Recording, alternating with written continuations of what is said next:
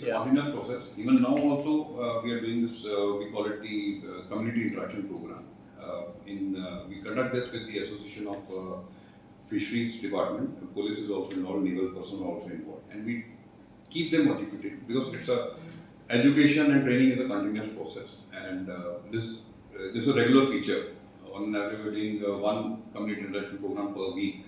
And we intend to complete about 25-26 program at least during this monsoon because the fishermen are readily available. It is not hampering their livelihood.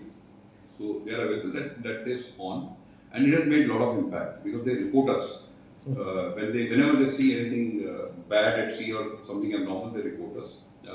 We have also started a campaign for ghost net collection. We are educating the fishermen at sea.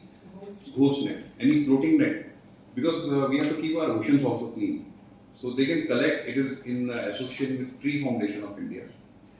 We are running this campaign and educating them so that whenever they collect this nets, they should get it to ashore. Then it is collected and disposed of subsequently. And the program has been very effective. Are you seeing more openness from their side? Pardon? More openness, more participation from their side? More participation, that's right. We have presently jetties with lease with MPA, that is going on fine. And also we are looking forward for creating more jetties. It's a long drawn process because a lot of studies will have to be done on the current pattern, bathymetric surveys, other things. So that we have already proposed, but it will take time. But as of now, the jetties that we have, MPA is providing us all the support, and we are happy with that. Presently, you are on lease, no? It's on lease. They have to see beyond their profit generation. They have to, because life is a very precious thing. Once lost, it is lost. It will not come back. Their profit may come back in future, but once if they lose the life, and especially of the tourist, it impacts the entire economy because it will bring bad name to the complete state. So for small profit, they should not keep the risk.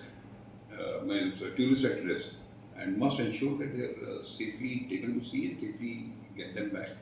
Also, the crew that they carry on board, that should be adequately trained.